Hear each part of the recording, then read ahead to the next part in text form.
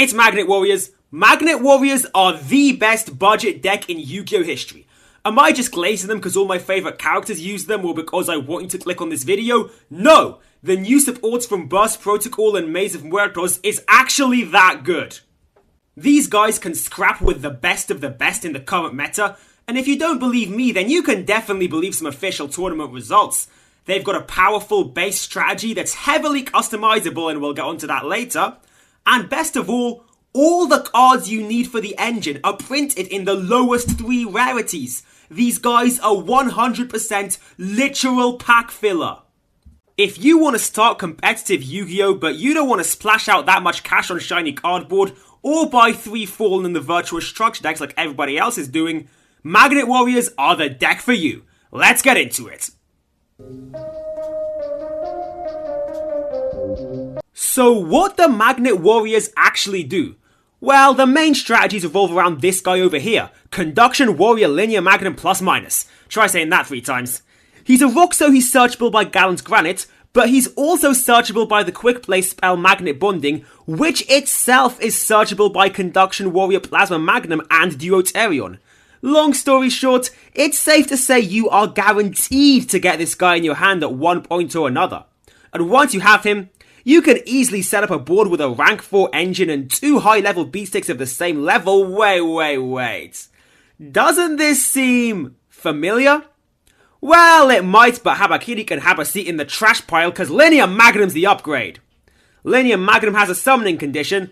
That's right, not an effect. A condition that can't be negated, where you send 2 Magnet Warriors from your deck to the graveyard.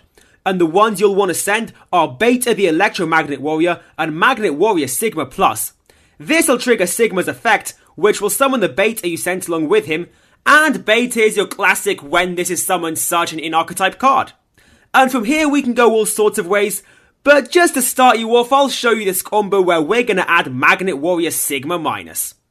Sigma Minus can fuse by revealing itself in the hand and counting itself as one of the materials, suck it 5 mana, and this can very easily get you Conduction Knight Plasma Magnum by using itself and any other rock monster in your hand, which, let's be real, you are bound to have that, you're playing Magnet Warriors.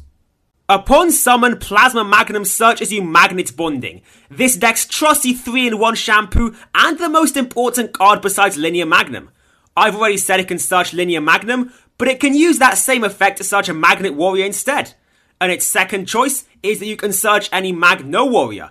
And its third choice is that you can fusion summon by shuffling cards from literally anywhere into the deck. And you can use all 3 effects in the same turn. This card is broken. But yeah, for this combo, we're going to use the search effect to get us Epsilon the Magnet Warrior. And while we haven't normal summoned yet, we're going to use Plasma Magnum's effect to send Illusion the Magno Warrior from your deck to the graveyard for cost, and get an extra normal summon which we'll use on our Epsilon. Once we've done that, Epsilon is going to send Magnet Warrior Omega Plus from your deck to the graveyard, and Omega can reborn himself, so that's later extension for later on. But just for now, we'll use the second part of Epsilon's effect to special summon back our Sigma Plus. Now let's take a look at the field. We've got 2 level 7s, 2 level 4s, and a level 3. We have everything we need for victory. XD summon using your 2 level 4s to make Gallant's Granite, and then detach your Sigma Plus to search Adamancipator Researcher.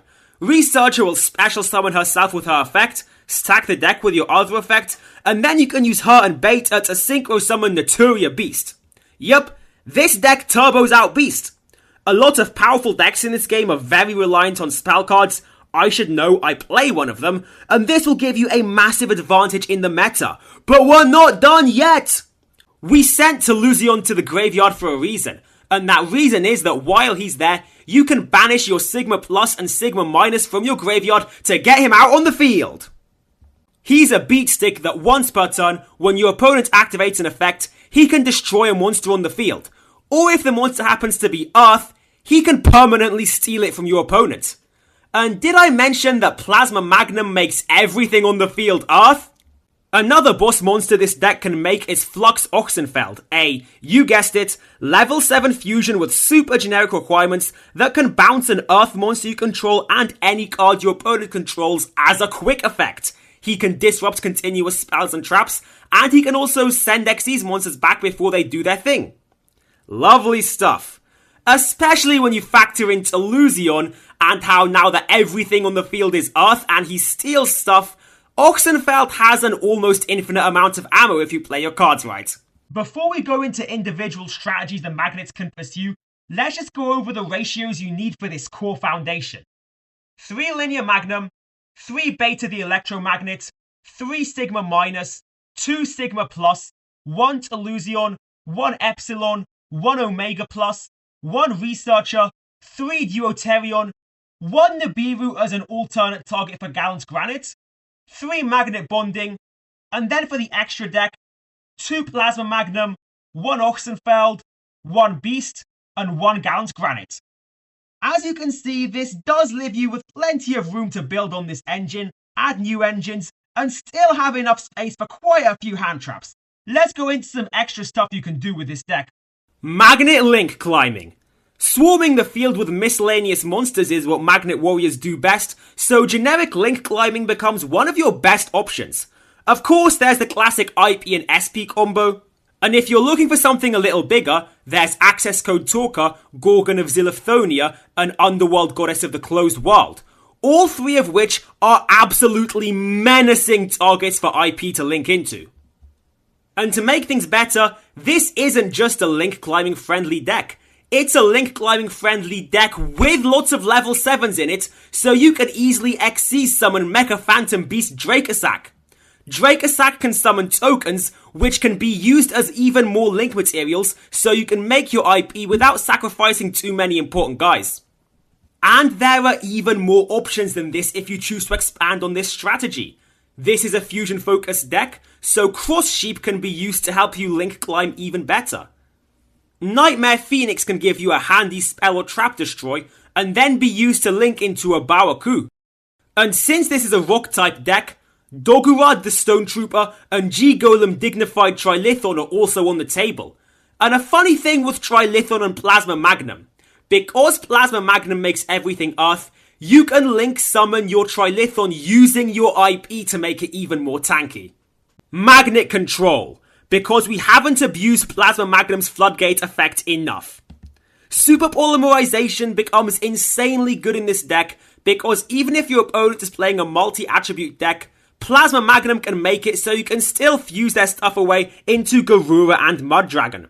Oxenfeld also becomes a viable Super Poly target in this build, thanks to its summoning conditions being just 1 rock which you can provide, and 1 level 5 or higher earth monster which your opponents can graciously provide themselves. More Magna Warriors. Remember Imperion Magnum, the original boss monster for Magnet Warriors? Konami sure don't, he only got 1 printing in 2016 and that was it. But if you can somehow get your hands on the 1 printing of Imperion Magnum and the 1 printing of Berserkion plus a Valkyrion, you can very easily turbo out Imperion thanks to stuff like Magnet Bonding and Sigma Minus and yada yada yada. But if you can't, then no big deal. This deck has so many options and possible variants that you can still kick ass without its in-archetype boss monster, which really speaks volumes as to how goated these guys are. Another card you're going to want to run if you're running the Imperion package is Delta the Magnet Warrior. He provides another way for you to send your Sigma Plus and Omega Plus to the graveyard, but also he can cheat out your Valkyrion if need be and get you another beatstick. Magnet Fiendsmith, my personal favourite strategy and the way I'm going to be running them. Magnets make rank 4. Exiton Knight is a rank 4. Exton Knight is a light fiend. Yeah, we all know where this is going. Plus, because both Magnet and Fiendsmith are tiny engines, you can run a lot of non-engine if you go down this route. Of course, Plasma Magnum will stop Exiton from being a light fiend, but nothing stopping you is using him to summon an IP or a Dracosac before going into your Fiendsmith combo. This deck can also run a Bawaku a lot easier than just regular Nightmare Phoenix can, but me personally, I'm skipping her because I prefer to use my Fiendsmiths to make Desiree or Caesar, and then use my Magnets for Naturia Beast, Plasma Telusion, and Dracosac Link Climbing. Magnet Ryzeal. Like I said, rank 4s. Make duo drive with your Magnets, search your Ryzeals, go full combo. With all the Ryzeals being limited or semi-limited, this could be the consistency boost you need to take them to the next level.